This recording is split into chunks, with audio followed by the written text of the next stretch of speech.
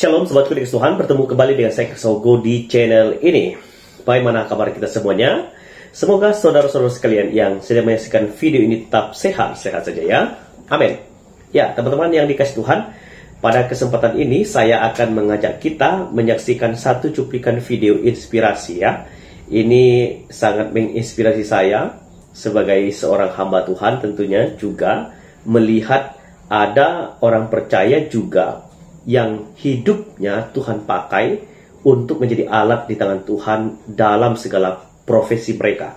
Dalam kesempatan ini kita akan memperhatikan Kombes Robert bersama dengan Romo Kolonel Yos Bintaro pada waktu mereka bertemu, dan di ruang kerja mereka itu teman-teman ada ayat Alkitab yang menjadi patokan, sekaligus juga ayat tersebut pastinya akan terus mengingatkan mereka saat mereka bekerja, mereka dengan jujur, mereka dengan rendah hati, dan mereka mengerjakan segala sesuatu untuk kemuliaan Tuhan. Tentu saudara-saudaraku semua yang sedang menyaksikan video ini, kita punya profesi masing-masing. Saya juga berdoa kiranya setiap profesi yang kita miliki di tempat kita bekerja, kita senantiasa memuliakan Tuhan. Dan saya sangat yakin bahwa ada ayat Alkitab yang menjadi pegangan kita untuk kita boleh bekerja, melakukan segala sesuatu untuk Tuhan. Oke, tanpa berlama-lama lagi, kita akan saksikan cuplikan videonya. Mari kita dengarkan bersama-sama.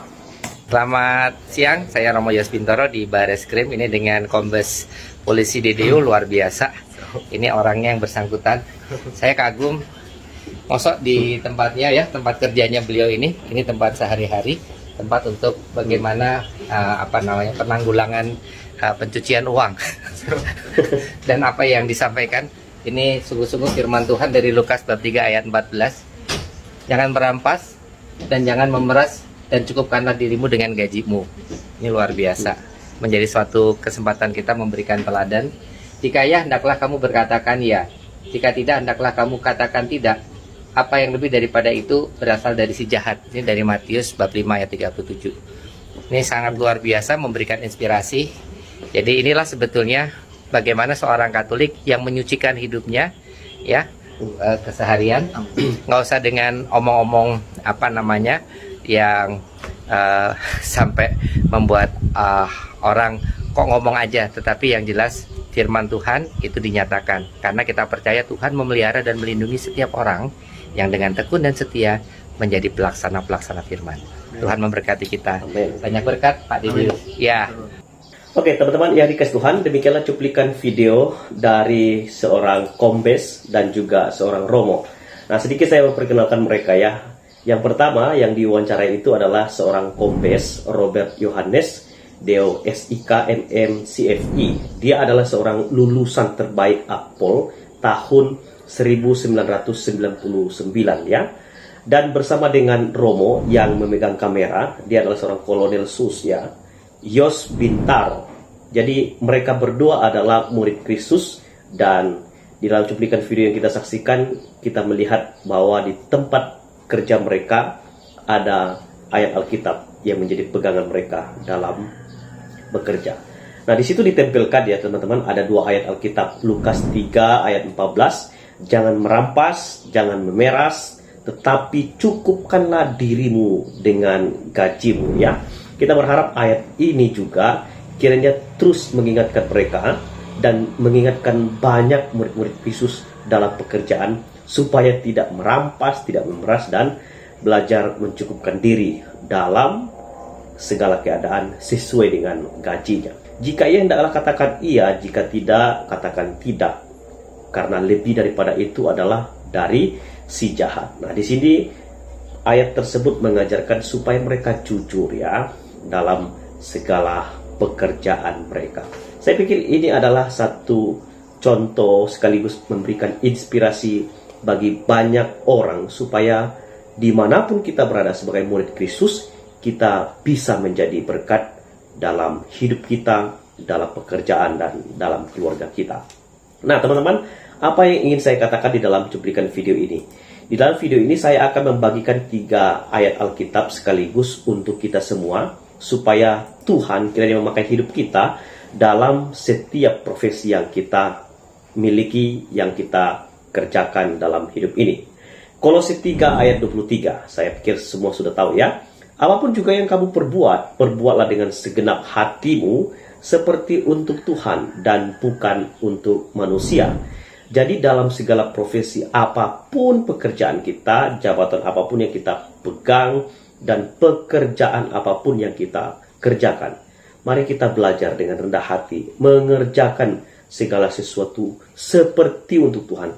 Kalau bicara soal mengerjakan semua seperti untuk Tuhan, berarti harus yang terbaik ya. Kita mengerjakan semua dengan yang terbaik ya. Sehingga dari situlah kita bisa memuliakan Tuhan lewat apa yang kita kerjakan. Jadi apapun juga yang kita perbuat, mari kita kerjakan semua itu seperti untuk Tuhan. Nah, satu ayat lagi ya, 1 Timotius 4 ayat yang ke-12. Ini adalah ayat yang banyak disukai oleh orang-orang muda ya. Jangan seorang pun menganggap engkau rendah karena engkau muda. Jadilah teladan bagi orang-orang percaya dalam perkataanmu, dalam tingkah lakumu, dalam kasihmu, dalam kesetiaanmu, dan dalam kesucianmu. Mari kita sebagai murid Kristus belajar untuk menjadi teladan dalam segala hal. Di sini dirincikan dalam perkataan, dalam tingkah laku kita, di dalam kasih kita, dalam kesetiaan, dan dalam kesucian hidup. Mari kita belajar untuk menjadi teladan, supaya Tuhan dimuliakan dan kita menikmati berkat yang Tuhan siapkan bagi kita. Terakhir ya, ini penting.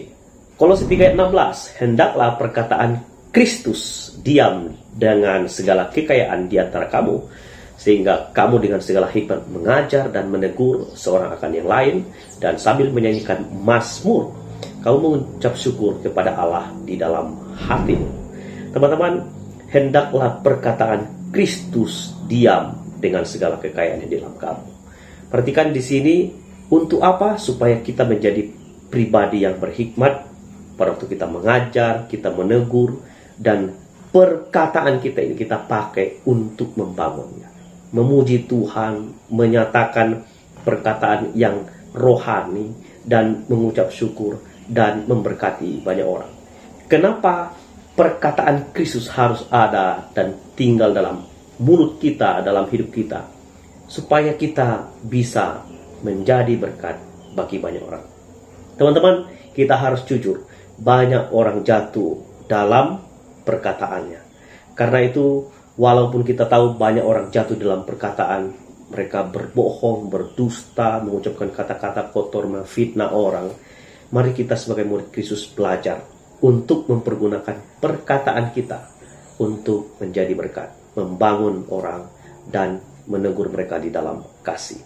Kalaupun kita pernah jatuh, ya kita belajar untuk memperbaiki diri dan jangan mengulangi kesalahan itu, dan biarlah perkataan Kristus tinggal diam di dalam mulut kita, dalam hidup kita.